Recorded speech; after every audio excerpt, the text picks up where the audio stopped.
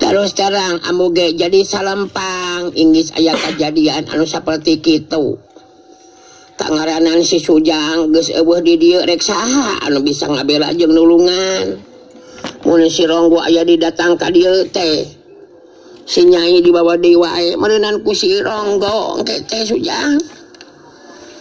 Nyai Omi milu mairan dicaritaan ditujukeun ka Sirawing. Tuhun kumaha atuh Kang? Upami eta anu disalampangkeun ku Abah sareng Ambu teh janten kanyataan. Upami teu aya Kang Rawing mah saha atuh nu tiasa nulungan abdi Kang. Da teu puguh da sirig warga ieu lemur kalabat puguh lemur ge sarieun ku Ronggo Wasi teh Kang. Bah Eon neuteub ka Sirawing terus nyarita deui. Tah jadi kitu Jang Awing. Tumali jeung eta rasa kasalempangan ayeuna Abah rek tumanya ka Jang Awing. Nya dapangna lumampah. Tepikeun ka terus kapentingan di jalan pasina oge boga maksud jeung tujuan meureunnan. Jadi rek terus lumampah ka mana sabenerna Jang Awing teh. Apanan memang bener bah bangna lumampah teh Awing memang boga maksud jeung tujuan. Ari kudu diomongkeun mah Awing teh keur maluruh lakuna ngalaratan ngeunaan anu jadi anak ieu teh bah. Anu duka ting kumaha nasibna sarta di mana cicingna. Jadi dina sajroning lumampah memang can bisa mastikeun kudu ka mana neangan anu jadi anak. Apa nanti itu maksud tujuan Awing teh bah? Memeh Bah Eon nyarita deui geus kaburu dipiheulaan ku ambu aih. Jadi si Sujang teh keur neneangan anu jadi anak ge teh. Lalaki awewe eta anak si Sujang anu keur diteangan teh Sujang. Nah kunaon make ditetiangan kabul atawa kumaha eta anak si Sujang teh. Cikan sok jelaskeun ka ambu bet jadi penasaran kamuna oge Sujang. Apaan mun dicaritakeun mah memang panjang amu. Anak Awing anu keur ditetiangan teh budak rumaja lalaki amu. Malah keur para jago di dunia kajawaraan mah geus pada nyerahkeun ka anak Awing teh. Nelahna si Keling amu. Bah Eon jeung ambu aih silih teuteup pasemuan duanana bangun anu ngemuka kaget. Bah Eon haritan leuwih teu heula nyarita di ka Sirawing. Ke. Keheula Jang Awing. Abah terus terang kaget jeung ngadenge si Keling teh. Sabab Abah kungsi ngadenge kana eta ngaran. Jadi eta si Keling teh anak Jang Awing. Nya bener anak Awing bah. Apana nu matak ditetiangan oge puguh Awing teh karasa dosa jeung kaduhung. Ari sugan teh lain anu jadi anak. Boro dicumponan penangtangna pikeun ijen jajaten di puncak pasir Palagan bah.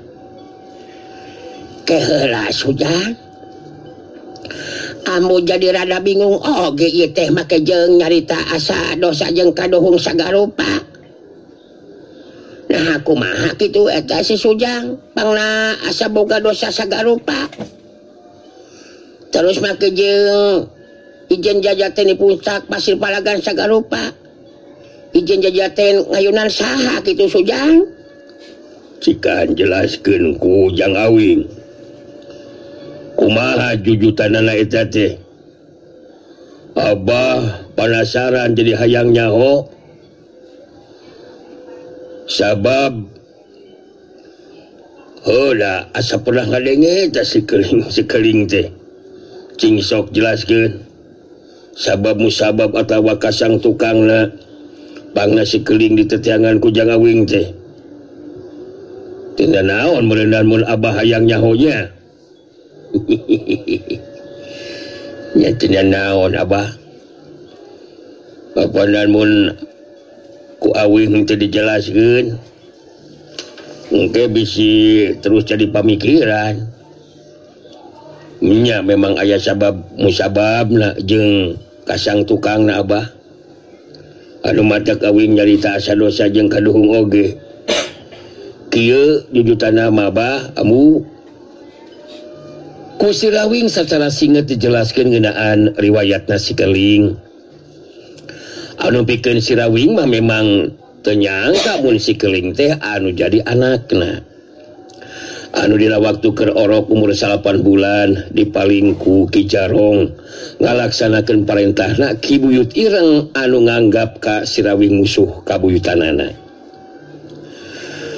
Kejadian anu paling akhir kabukana riwayat si Keling mah waktu tarung tandingan di puncak pasir Palagan teh.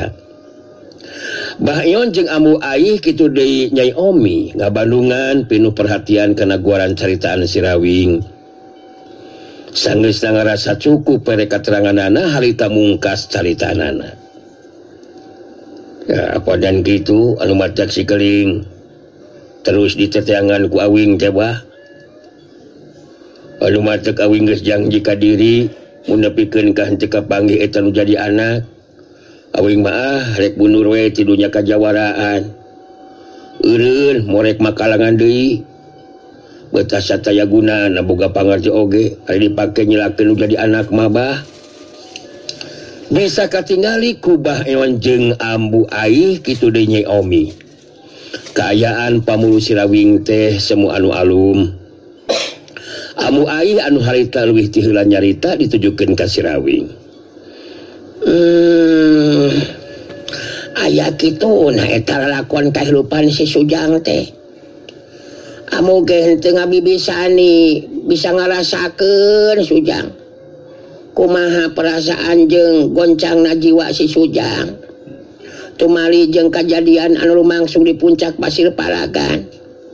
Amu ge milu non teh prihatin Sujang. Terus anu jadi pamajikan ge kalah ka terus ngejatinggalkeun deh nya. Cing sabar jeung tabah Sujang. Mudah-mudahan we atuh si Sujang bisa panggih deui jeung nu jadi anak. Bener teh Abah? Ya bener Jang Awing. Milu prihatin Abah oge kana kahayan nu keur karanapan ku Jang Awing dina waktu ayeuna. Anu jadi bingung ke Jang Awing mah lantaran hayang mastikeun kana nasib nu jadi anak. Anu tigebrus kana jero jurang kitu meureunna nya. Bener kitu Bah. Apanan mun teh masih geuling nepikeun ka ajal. Hayang ningali Awing teh layona. Mun salamet kumaha kahayanana jeung di mana cicingna. Apanan eta anu masih kene penasaran keur Awing mah Bah. Nyai Omi harita milu negrakeun kayaan perasaanana sasat milu prihatin kana kayaan anu keur karanapan ku si Rawing. Abdi ge ngiring prihatin Kang Rawing. Di depan doa we. Mugi sing enga pendak laratanana ngeunaan putra Kang Awing anu nalah si Keling teh. Mun eta we Cik Saraswati ge kunaon bet kalakah lepat paham deui nya. Eta Saraswati ge sami deui Kang. Teu acan uning aya di mana laratanana nya Kang. Nyai telu kating di mana Nyai ah? Kebelah masalah Awing mah Bah. Apanan ayeuna mah ku Awing rek dicaritakeun ye. Tadi Abah ambu kitu deui Nyai Omi. Ngarasa salempang inggis rongga wasi aya datang di ka dieu. Kitu apananya ambu? Nya benar kitu Sujang. Eta anu salampangkeun ku amu teh. Munyahun di dieu geus eueuh si Sujang pasina oge bakal datang deui eta si rongga wasi teh Sujang. Nya da masih kene panasaran meureunan mun can laksana karep jeung kahayangna mah. Mun nepikeun ka kejadian saperti kitu teh kiamat keur si Nyai jeung ambu katut si Abah mah Sujang. pang lama si Nyai geus pasti bakal kasiksa batin. Apanan ari cek awing mah henteu kudu boga pamikiran saperti kitu amu. Sabab tadi awing geus nyarita karo ngawesi rek terus tumetep di dieu jadi warga ieu lembur. Sabab kakula warga Abah teh ku awing diakukeun dulur. Kapanan geus diomongkeun ku awing. Terus maehna mikir ngorek wani yang didatang ka dieu kitu teh Abah. Oh nya syukur we kujang awing geus diomongkeun kitu mah. Kan sok sanajan kitu cek Abah mamun bisa nyamun bisa gitu ieu mah. Jang awing menang sapoe dua poe we atuh di dieu heula jang. Ku cara kitu mangka si Ronggoge bakal percayaeun mun jang awing teh tumetep di lembur. Cicing di dieu jeung kulawarga Abah. Kumaha satuju amu? Atuh puguh we satuju pisan keur amu mah Abah. Anya bener mending kitu we atuh Sujang ngarahreug we atuh ka amu jeung si Nyai oge. Jadi ulah kapalang nulungan cek amu mah Sujang. Sing karunya ka amu sakulawarga. Sakumaha anu disaurkeun ku Abah sareng ambu. Abdi oge sami Kang Rawing. Upami tiasa mah di dieu heula we sababaraha dinten makang. Abdi percanten ka Kang Rawing. Kang Rawing oge tiasa ngartos kalayan nyaluyuan kana pamaksadan Abah sareng ambu. Kitu deui abdi Kang. Harita si Rawing jadi eleh deh, harita bisa nerima karena pamentan Abah ewan sakulawarga. Reka don cicing heula menang sababaraha poe mah di imah Abah eon. Tunda anu kacarita. Caturkeun harita Jaka Sinangling karek beres mandi di walungan. Jaka Sinangling nangtung di luhur batu gede nu aya di tengah walungan bari ngagrendeng lalaunan. Sangyang Roban. Sangyang Roban. Sangyang Roban. Aya arek ditanyakeun ya ku aing ka maneh Sangyang Roban. Henteu kudu ngadaguan lila. Harita ku Jaka Sinangling kadenge sora Sangyang Roban.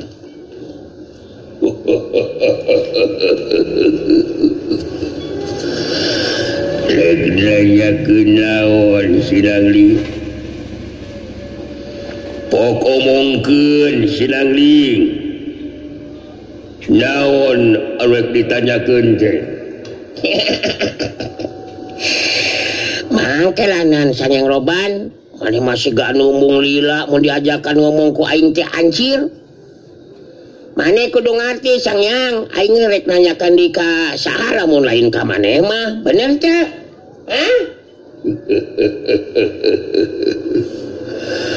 Memang bener Sinangling.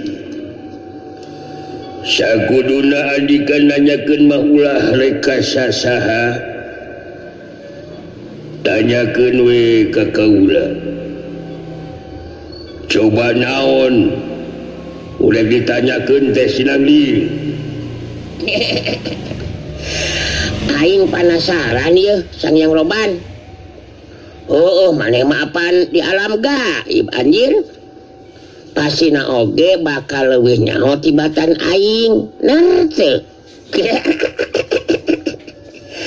Nu rek ditanyakeun ku aing teh saha sabenerna mangkeluk anu ngakukeun ngaran si Keling. Geus 2 kali aing teh ngadenge mangkeluk anu ngakukeun si Keling teh anjir. Tah aing jadi penasaran Sangyang Roban, saha sabenerna eta anu geus make ngaran aing teh? Eta anu ditanyakeun ku aing teh Sangyang Roban.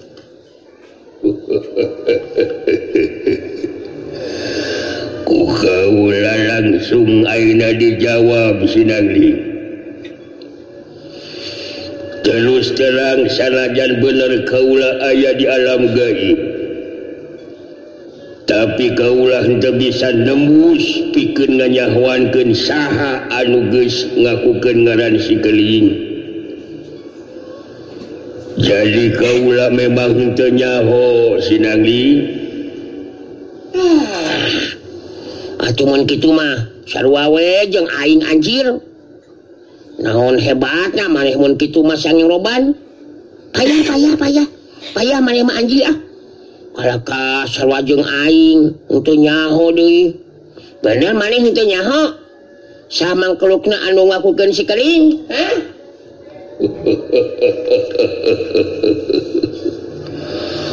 Kaulah henteu nyaho Sinangli. Kakuatan kaulah henteu mampu nembus ka eta manusia anu ngakukeun ngaran sikeling.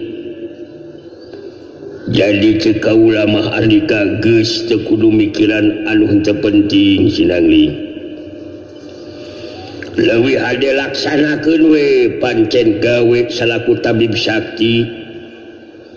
Nulungan setiap jalma anu butuh ku bantuan Andika Sinangli. Meungeus ari teh nyaho mah anjir ah. Montong loba ngomong anjir. Terus aing rek nanyakeun ngeunaan si Rawing deui.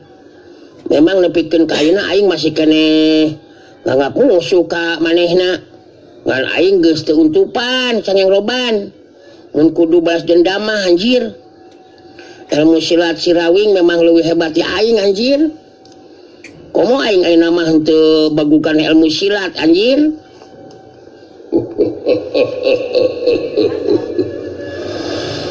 Jadi naon anu ditanyakeun ku Sinangli ngeunaan si Rawing? Coba jelaskeun ka kaula Sinangli. Jadi maksud aing teh kumaha ayeuna kaayaan eta si Rawing kitu. Sanggeusna kajadian di puncak Pasipalagan. Eta wawalak si Rawing aya di mana? Nah kumpul jeung keluargana atawa kumaha? Eta anu ditanyakeun ku aing teh Sangyang Roban.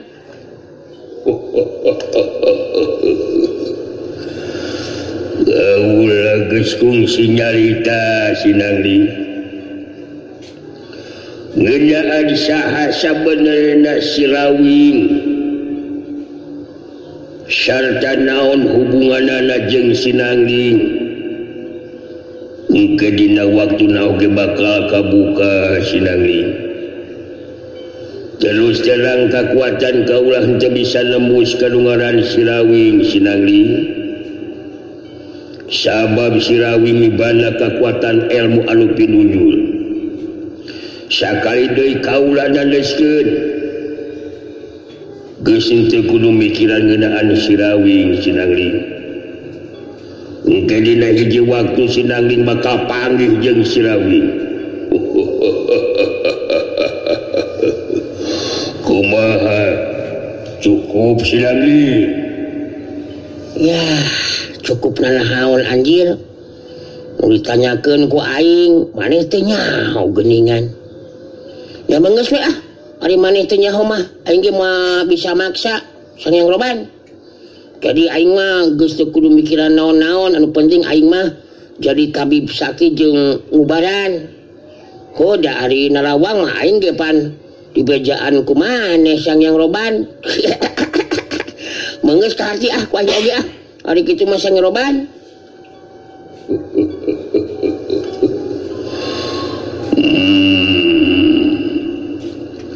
Masih keneh aya anu sejena anu rek ditanyakeun Sinangli. Meungeus cukup ah. Cukup beungeus Sangyang Roban ah. Aing rek terus mantok ina mah. Balik ka gogobrog si Aki Wandi. Jeung bisi aya anu datang minta tulung deui. Tapi maneh masih keneh tetep bakal terus ngabantu aingnya Sangyang Roban. Nyekang tuwe bakal terus ngabantu Sinangli. Sakomo sakedeung di jaka Sinangli tabib sakti bakal terus kasohor. Kasohor ngaranna jadi teu aneh mun tabib-tabib anu sejenna asa kasilihkeun saterusna boga karep hayang nandasa ka Andika lantaran ngerasa syirik tapi Sinangling teu kudu salempang kaula bakal tetap marangan Sinangling ingetkeun lambaran carita anyar jadi tabib sakti memang geus digariskeun Sinangling kudu nyorang jalan kahirupan anu beda jeung waktu anu katukang cukup sakitu we nya.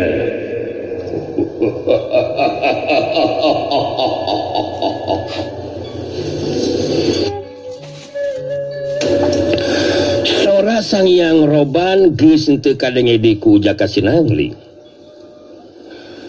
Geus kitu mah Jaka Sinangling terus ini tinggalkeun eta patempatan muru balik ka imahna Aki Wandi.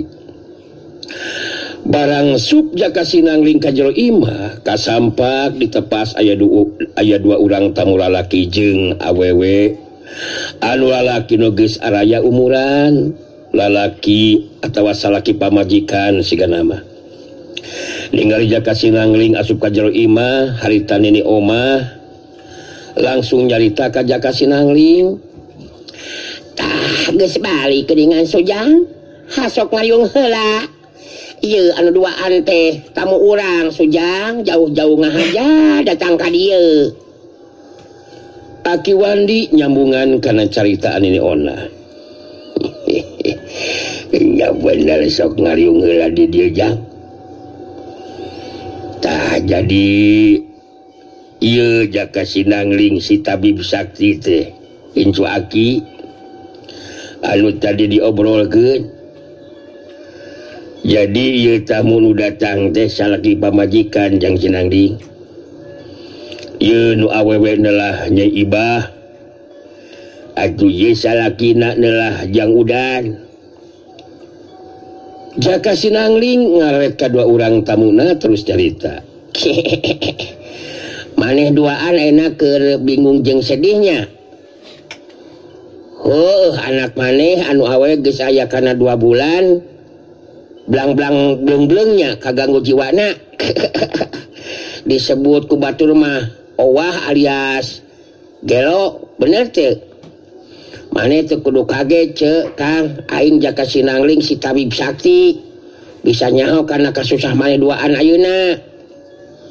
Nyi Ibah jeung Udan nu jadi salakina harita silih teuteut puguh kana ge teu na puguh ka Aki Wandi jeung Nini Onah oge can nyaritakeun ngeunaan masalahna. Da puguh tacan lila ngobrol jeung pribumi teh. Ningali 2 urang tamuna karageteun Aki Wandi harita nyarita.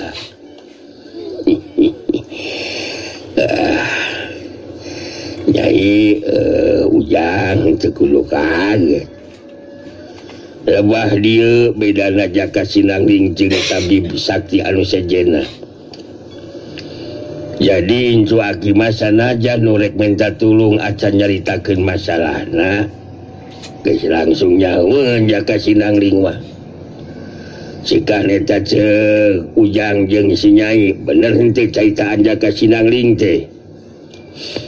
Nyi Ibah anu harita ngajawab bari neuteup ka Aki Wandi.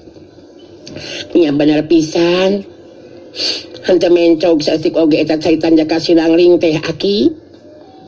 Abdi jeung pun lansing anu matak jauh di jugjug anggang di teang cunuk ka dieu oge lantaran ku geus taat ningali kajian nu jadi anak mangkaning pangawak panoja deui geus ubar aber ka ditu ka dieu lain saurang 2 urang tabib anu datang ubaran tapi masih kene anger we teu cager-cager anu matak jadi bingung jeung sedih kabina oge Aki Nini Udan milu nyambungan karena caritaan pamajikanana. Dicaritakeun ku Jaka Sinangling teh memang bener. Tatangga mah geus nyerebut oge memang gelo anyar cenah. Akang jeung si Ece kunang disebutkeun geus beak dengkak. ubar aber ka itu ka dieu tapi anggaran teh acan cager keneh wae geuningan tah kitu Jaka Sinangling.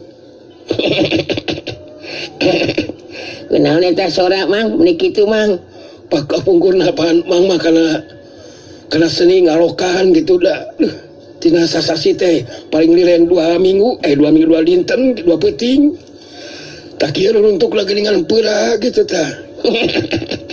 Tidak naon lah cing bisa ngomong ya penting ke hatinya emang oge seuceuh da anu ngubaran non teh nu ngubaranana teu nyahoeun anak maneh geus digelokeun anjir pagadagan jelema anu jahil eta mah anak maneh anu ngaran Eulis kungsi nganyerikeun hate lalaki anu bogeheun ka anak maneh ngan anak maneh si Eulis untuk ngomong ka kolot mun teu gancang diubaran mah eta anak maneh teh bisa terus ngacubleg dikawinkeun ka Lisung lain nyingsieunan aing mah anjir tapi ngomong anu sabenerna aing mah Nyi Ibah jeung Udan silih teuteub karageteun deui we sabab Jaka Sinangling bisa nyahoeun kana ngaran anu jadi anakna.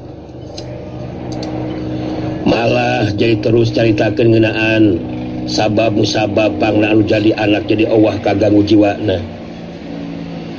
Nyi Ibah harita neuteub ka Jaka Sinangling bari nyarita. Nah aku naon atuh jadi anak teh henteu ngomong ka euceuk nya.